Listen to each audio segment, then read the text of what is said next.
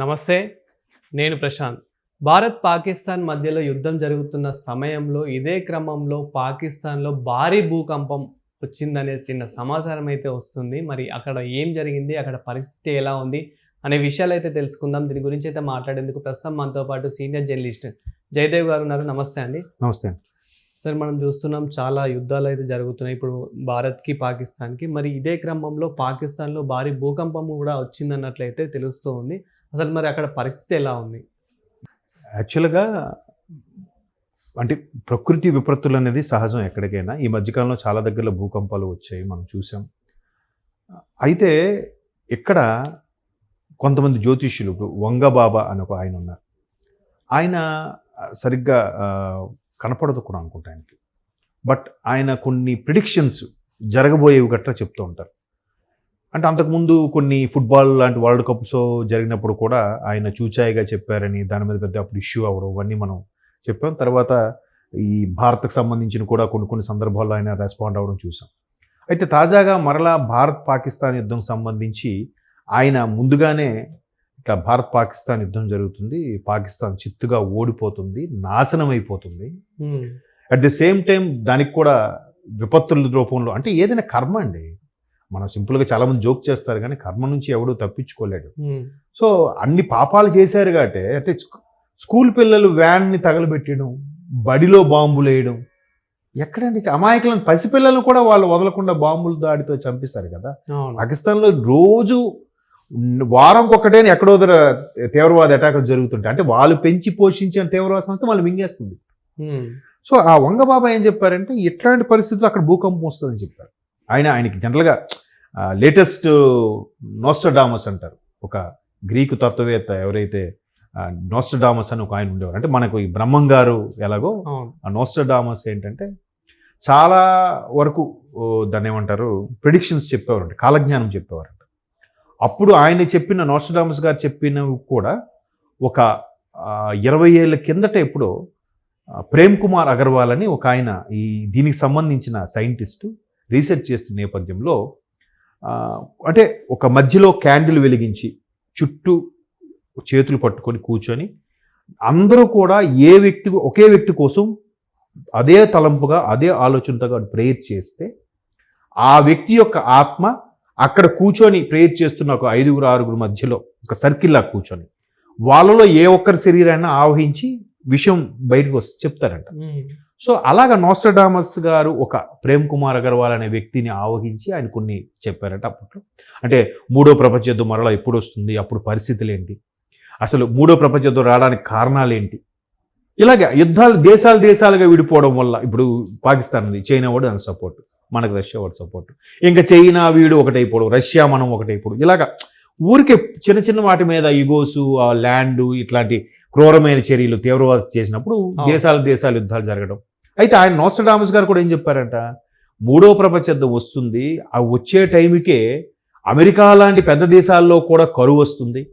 At the same time ఆకాశం నుంచి కొన్ని గ్రహశకలాలు లాంటివి వచ్చి సముద్రంలో పడతాయి. ఇప్పుడే భూభాగం ఆల్మోస్ట్ 21% అంత ఉంది, అంతే కదా. 1/4 ఉంది, 4వ వంతు భాగమే భూభాగం, మిగతా అంతా నీరు కదా భూమి మీద. సో ఇంకా భూభాగం తగ్గిపోతుందంట. ఇప్పుడున్న పాపులేషన్లో ఆల్మోస్ట్ 800 కోట్ల మంది ఎంతమంది ఉన్నారు ప్రపంచ జనాభా, ఇందులో 1/3 పీపుల్ మాత్రమే మిగులుతారు అని ఇట్లా చాలా రకాలుగా చెప్పారు ఆయన నోస్ట్రడామస్. సో ఇప్పుడు భావితరాలకి చాలా మంది జ్యోతిష్యులు, సిద్ధాంతులు ఉన్నారు, కానీ కొంతమంది మన ఆశ్రమం వాళ్ళు కానీ పీఠాధిపతులు వాళ్ళకి కూడా కొన్ని తెలుస్తాయి కానీ చెప్పరు. ఎందుకంటే సృష్టికి విరుద్ధంగా వెళ్ళకూడదు అని, భగవంతుడు కల్పించిన సృష్టికి విరుద్ధంగా వెళ్ళకూడదు, ఇప్పుడు ఇది జరగాల్సిందే అన్నట్టుగా ఉంటారు. బట్ ఆ బాబా మాత్రం ఇట్లా, అంటే ఎప్పుడు కూడా దాన్ని ఎలా చెప్తారంటే తేలించి మీదగా చేసి చెప్తారు. పాకిస్తాన్ దాని సత్తా ఏంటో అందరికీ తెలుసు, మళ్ళీ దాని మేకపోతు గాంభీర్యంతో భారత్తో ఢీ కొట్టడం ఏంటి? భారత్ దగ్గర ఉండే శక్తి సామర్థ్యాలు కానీ భారత్ దగ్గర ఉండే సైన్యంతో పోల్చితే అది ఎంత? మనం ఇప్పటికీ అభివృద్ధి చెందుతున్న దేశంగానే ఉన్నాము. ఈరోజు మేక్ ఇండియా లాంటి కాన్సెప్ట్లో మనమే ఇది చేసుకుంటున్నాం, ఏ టెక్నాలజీ కూడా పరుగులు పెట్టబోతున్నాం త్వరలో.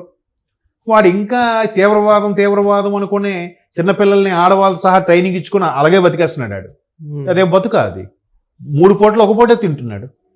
సో ఇట్లాంటి పరిస్థితుల్లో వంగబాబా లాంటి వాళ్ళు చెప్పినప్పుడు నోస్ట్రడామస్ లాంటి వాళ్ళు కూడా చాలా విషయాలు విపులీకరించి చెప్పారు. అప్పుడు మూడో ప్రపంచ యుద్ధం వచ్చి ఒక 1/3 పాపులేషన్ మిగిలిన పరిస్థితులకు కానీ వస్తే ఖచ్చితంగా అప్పుడు ఈ హిందూ పరివాహక ప్రాంతం ఏదైతే ఉందో ఇక్కడ నుంచి వచ్చేవాడే ప్రపంచాన్ని ఏలుతాడని కూడా అందులో రాసింది. అంటే ఇలా మీరు నోస్ట్రడామస్ ఆర్టికల్స్ కొన్ని చదివితే మీకు అర్థమవుతుంది. సో అలాగే ఈ వంగబాబా గారు కూడా ఇట్లాంటి కొన్ని చెప్పారు. బట్ మన దగ్గర ఇది వేదభూమి, పుణ్యభూమి. మన దగ్గర ప్రతి దానికి కూడా ఒక యాగము, యజ్ఞము, హోమము కాన్సెప్ట్లు ఉన్నాయి. వర్షం పడాలన్నా, యుద్ధంలో మనం గెలిచి తీరాలన్నా.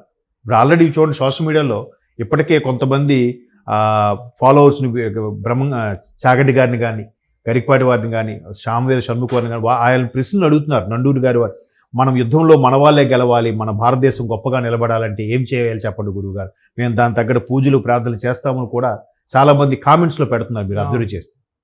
సో అట్లాగా ప్రతిదీ కూడా భారతదేశం యుద్ధం వచ్చిన సమయంలో ఒక్కటిగా నిలబడి ముందుకెళ్తున్న నేపథ్యంలో అక్కడ వాళ్ళకే పడదు, వాళ్ళకే తన్నుకు చేస్తున్నారు.